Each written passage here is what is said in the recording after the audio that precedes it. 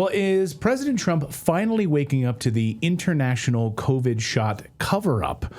This has been a very big problem for President Trump, as he's responsible for Operation Warp Speed, the government campaign to rush out COVID vaccines without any proper trials. Now, Trump says that he wants an investigation into his own Operation Warp Speed. Great. I like humility. I like when people can admit they're wrong. This is after years, though, of saying that Operation Warp Speed was a spectacular achievement, one of mankind's greatest achievements, like going to the moon. He said this on Truth Social. Well, I'm not sure he's admitting he was wrong. Let's parse out what he's actually saying. I said I'm encouraged that he might be going down that path. I'm just saying. That's not what he's saying. So let's take a look at what he's actually saying. He's saying that Pfizer hides data from the public, which we knew to be true.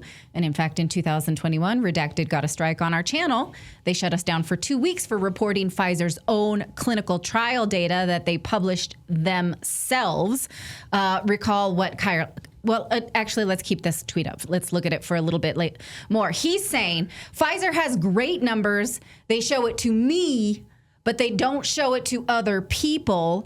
And it seems like they go after people inside the government, like RFK Jr., and the CDC, who try to figure out the success or failure of different drugs. Okay.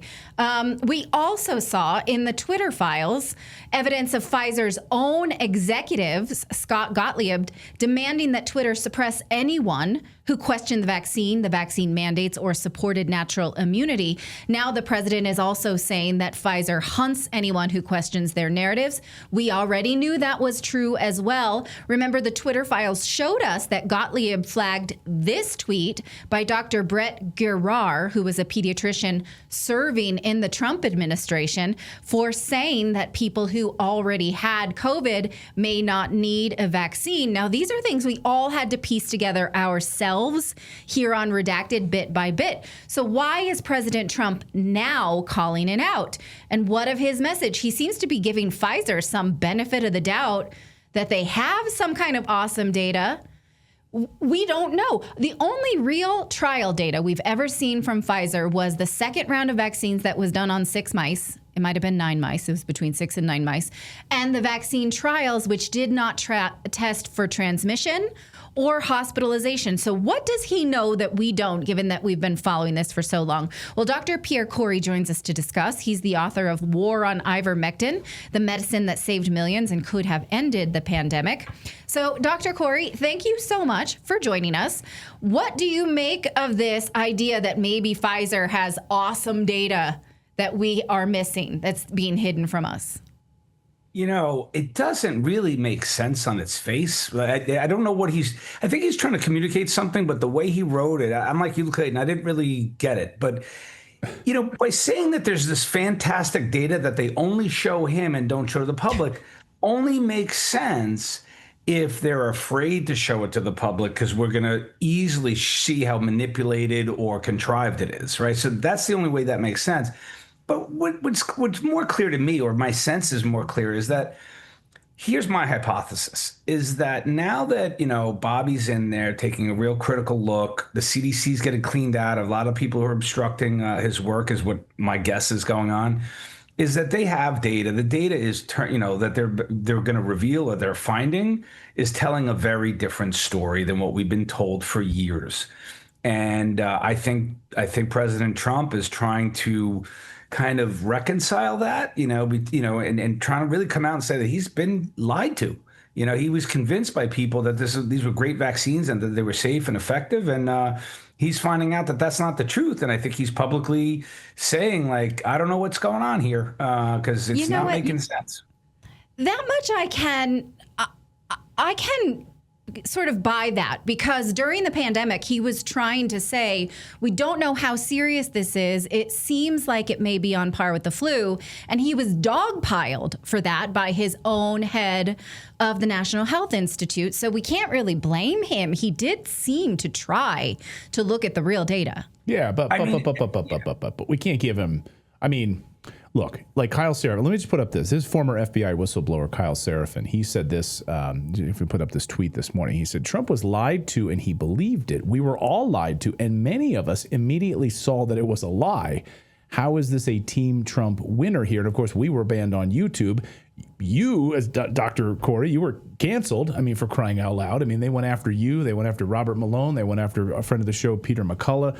So RFK Jr. himself. How much, I'm willing to concede that point. But I mean, maybe unless he's like in some sort of insulated bubble where he was totally protected and kept, That's exactly the word that was in my head, Clayton, is that, I'm not purposely trying to defend him or anything, but my sense is that there was so much groupthink and repetitiveness, and they were in a bubble, and they were being fed this stuff that it's safe and effective and it's a solution to the pandemic, and there was an urgency and emergency, and so I don't think that they were looking at things as sort of calmly and as objectively and as skeptically as we were, and so that'll lead you to wrong conclusions, and also. Come on, Dr. Fauci is a heavily documented liar who has been promoting the pharmaceutical industry in his role as effectively the head of NIH for 40 years. And so, right. I mean, that's well documented in Bobby Kennedy's book. I mean, cited up the wazoo, all of the examples. So he has a liar and then sycophants and cowards around him who are just, feeding him stuff from pharma. And so if this is a way of him showing some humility that he's able to be misled. I think we all are able to be misled. I don't think that's a crime, and I don't think he should be crucified for it. But I think that's what's coming out of this, is that he's trying to communicate that he's been misled. And that means we got to that means there may be another, the real truth, or I was going to say narrative, but I hate that word. But, maybe we can see a true narrative coming out around these vaccines, and that will warn people all over the country on how to behave towards these vaccines, which is to run. Do you know that microplastics are everywhere? They're all in our food, everywhere. In fact, we're being exposed to all sorts of problems, from the food we eat to the air we breathe, mRNA technology injected into food supplies, basically microplastics inside of a credit card we're eating every year in our body. It's unbelievable. That's why we take Kimchi 1 from our friends at Brightcore Nutrition. Each capsule is packed with over 900 strains of probiotics, live enzymes, antioxidants to flush out the toxins, rebuild your gut balance, fortify your immune system against the daily assault. A strong gut means better resistance, more energy, sharper focus, smoother digestion, stronger protection from the inside out. Kimchi 1 is all natural, non-GMO, it's dairy-free, gluten-free, 100% made in the United States by a company that truly cares about your health and your freedom. I take it every day as part of my supplements. I love Kimchi 1. It's fantastic. So if maybe you don't like the taste of regular kimchi, which is, fermented cabbage and all that. Maybe you don't like the taste of it. Well, that's why Kimchi 1, the pill, is so great, because you don't have to get any of that taste and you get all the benefits. You can try it today and get 20% off your order by using the code Redacted. Just go to mybrightcore.com/redacted. Many of you, I see your comments in the chat saying you've ordered this, you love it. I'm telling you, I use it every day. I wouldn't go a day without it. The best deal, though, that's 25% just going to their website. You get 50% off if you call them, and free shipping.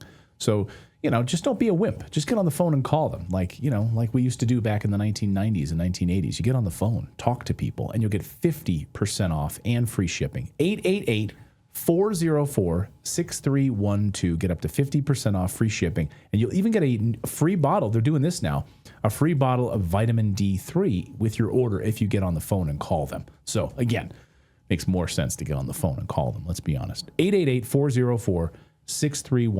Detox your body, rebuild your gut, take your health into your own hands starting today. I brought this screenshot from my children's pediatric practice that my children's pediatric practice is doing the exact opposite. They're not running from it. They're saying, we will help you get around the new guidelines. And I cropped out any information that might impugn them. But what they're saying here is that now the FDA only approves the vaccine for kids 5 and older who are at high risk, and the rest of them should not get it. But if you want it, we will try to help you figure out who can get it if they're not eligible. Now, this wording shows me that this practice, which I'm going to leave now because I'm so pissed about this, says they're thinking about ways to give a medical product to children who don't meet the criteria.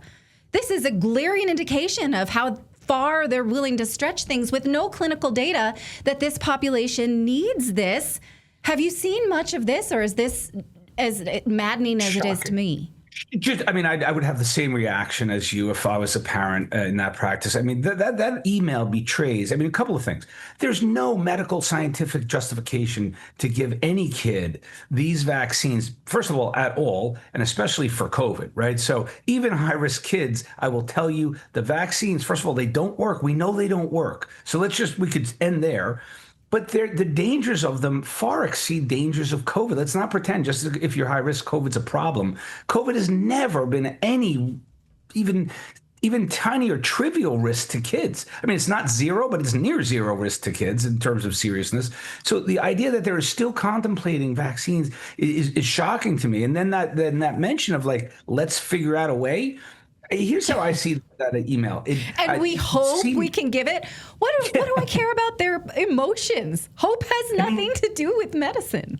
I think it's fitting that doctor is a pediatrician because they're acting like a child who's trying to do what daddy or mommy told them to. They're literally just robotically following what the CDC used to say. The new CDC they don't trust, right? So you see how they behave when they don't trust the new CDC, and when they trusted the old one, they did everything they could, and they're scrambled, they're confused, they don't know what to do, right? And so it's just bizarre that they're still relying on old guidance from clearly a corrupt exercise. And when you juxtapose Trump's admission that, hey, I might have gotten something wrong here, or I might have been lied to, and with this pediatrician who is fervently trying to, hold on and carry on that old narrative that was propagandized into our heads over years, it's saddening. I was hoping that more people would wake up, but they're also in bubbles. It sounds like they're in absolute bubbles. Those doctors. Well, one of the things we learned from these hospitals, the amount of money that was given and basically pumped into these hospitals and these practices to administer these vaccines, these whatever you want to call them, these mRNA shots. And if doctors stood up and said that they wouldn't do it, or they called foul, they were pushed out. They were fired. They were excommunicated. And so those doctors that remained at these hospitals, like yourself. So is it any wonder that they're carrying the water for this? Because they got so much money. They got hundreds of millions of dollars.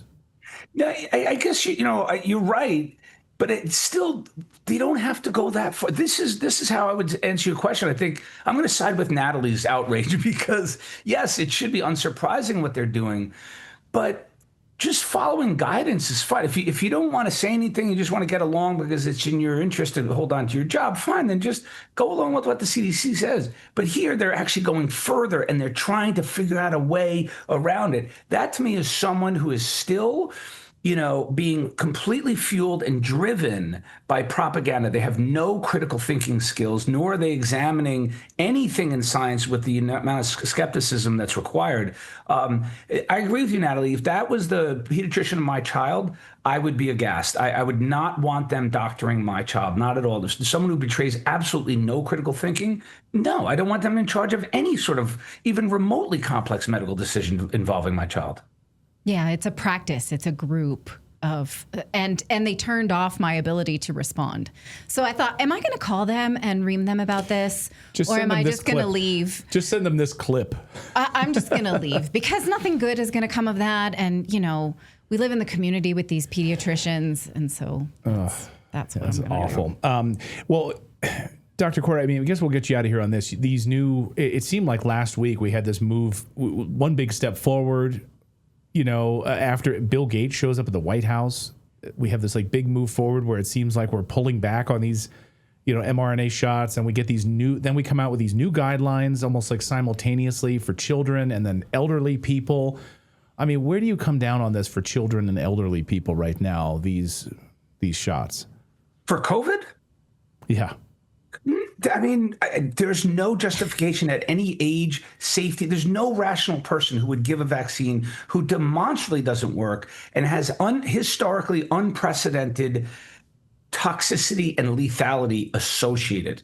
I mean, there's many different ways of looking at the analysis. You could look at life insurance data. You can look at epidemiologic data. There's still the big elephant in the room, which is that massive rise in excess mortality of non-COVID deaths.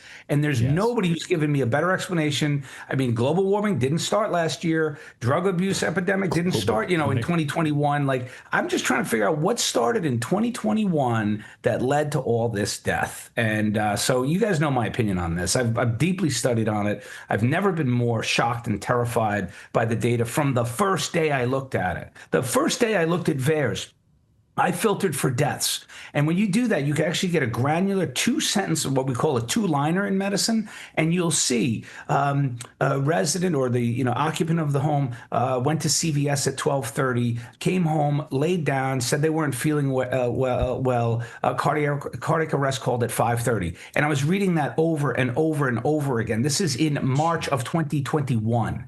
And so the fact that these things are still, the truth and reality about these things is still elusive or a mystery to so many in society, just shows you the power of propaganda and censorship. Yeah, and you're going to see more of it as like the NFL season kicks off and the fall flu season kicks off. You're going to see Travis Kelce from the the Kansas City Chiefs showing you on his arm how he went and got 2 shots, the flu shot and the COVID shot. You get 2 in one day. John Legend, I got 2 in one day. It's unbelievable, the marketing campaign to push this into the Dr. Kory, thank you for fighting the good fight. We will keep on keeping on. I'm still saddened that 1 out of 5 people say they're going to get the COVID shot this fall, but hey, maybe next time we talk, it'll be 1 out of 10. We'll keep pushing, doing what we can do. Dr. Kory, great to see you. The book is called The War on Ivermectin. Keep up the good fight, my friend. Great to see you. Thanks, guys. Good to see you.